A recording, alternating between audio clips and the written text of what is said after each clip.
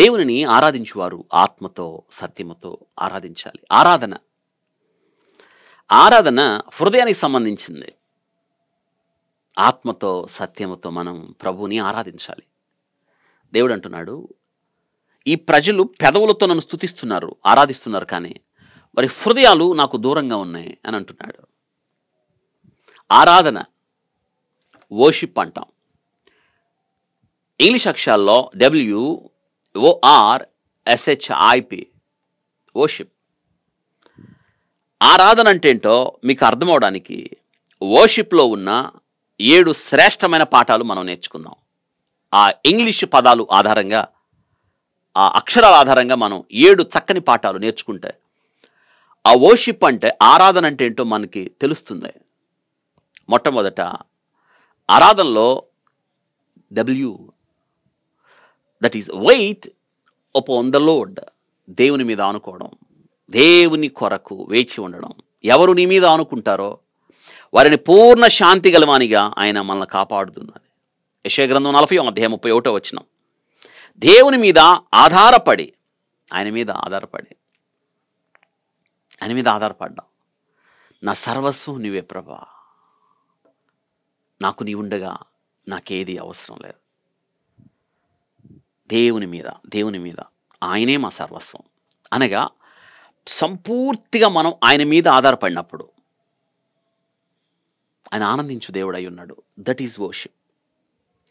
మనం ఏం చేస్తామంట, ఆయన మీద ఆధారపడినట్టు ఆధారపడతాం, అటు ఇటు చూస్తాం. ఇది ఆరాధన కాదు.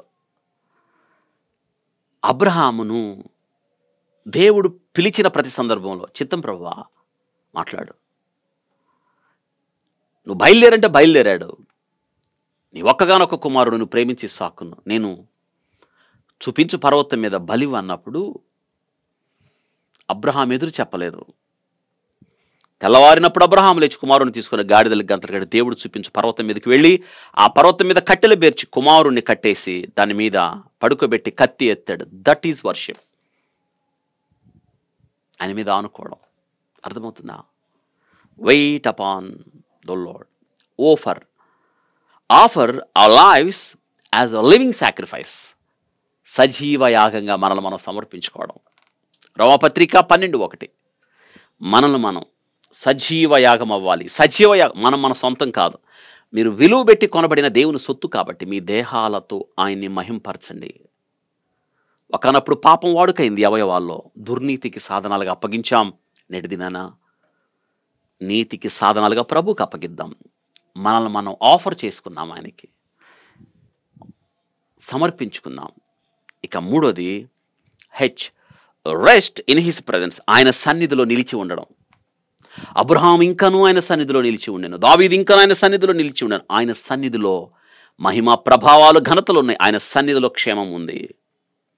ఆయన సన్నిధిలో నిలిచి ఉండడం, ఆయన సన్నిధిలో నిలిచి ఉండాలన్న ఆశ. ఆయన సన్నిధిలో 1 యోహాను పత్రిక 3:19, మత్తయి 11:28 రండి మీకు విశ్రాంతి కలగజేస్తాను ప్రభు అంటున్నాడు. 95వ కీర్తన 1:11 మనకు అర్థమవుతుంది. ఆయన సన్నిధిలో నిలిచి ఉండడం. ఆశను మనం కలిగి ఉన్నప్పుడు ఆయన సన్నిధి కన్నా మన జీవితంలో శ్రేష్టమైంది ఏది కూడా లేదు. 4వది ఫర్ సింగ్ అంటు హిమ్. ఆయన కొరకు కీర్తనలు పాడుట, స్తోత్ర రూపమొక కొత్త పాట ఆయన కొరకు పాడుట. పెదవులతో కాదు, హృదయముతో ఆయన కీర్తించాలి. 96వ కీర్తన 1 104వ కీర్తన 33 ఆయన కీర్తించుట. ఇక 5వది for humble ourselves before him. ఆయన ముందు మనల్ని మనం తగ్గించుకొనుట, ఆయన సన్నిధిలో తగ్గించుకొనుట. అబ్రహాము నేలమట్టుకు వంగి తగ్గించుకోవడం, నేలమట్టుకు వంగడం. ఎంతమంది భక్తులు యాకోబు పత్రికలో 4:10 మనం చూస్తాం. 1 పేతురు పత్రిక 5:6 ఆయన బలిష్టమైన చేతి కింద దీన మనస్కులై మిమ్మల్ని మీరు తగ్గించుకోండి. ఇక 6వది ఇంటిమసీ విత్ గాడ్. దేవునితో నిత్య సంబంధం. నిర్గమకాండం 33:11 దేవునితో ఆ సంబంధం కలిగి ఉండండి. ప్రభు పిలిచినప్పుడు చిత్తం ప్రభువా, అబ్రహాము ప్రభు పిలిచినప్పుడు సిద్ధంగా ఉన్న మోషే, సిద్ధంగా ఉన్న యెహోషువ. మాట్లాడు ప్రభు నీ దాసుడు ఆలకించుచున్నాడు అన్న సమయంలో ఆయనతో నిత్య సంబంధం. ఇక 7వది హ్యాపీ ఫర్ ప్లీజింగ్ హిమ్. ప్రభుని సంతోషపెట్టాలి, ప్రభుని సంతోషపరచాలి. మొదటి తెస్సలోనికీ పత్రిక 4:1 ఆయన సంతోషపరుచున్నట్లు మన జీవితాలు ఉండాలి. కొలస్సీ పత్రిక 1వ అధ్యాయం 10-12 వచనాలు చదవండి. ఆయన ఎలా సంతోషపెట్టాలో మీకు అర్థమవుతుంది. Wait upon the Lord, offer our lives as a living sacrifice, rest in his presence, sing unto him, humble ourselves before him, intimacy with God and pleasing him. It is worship.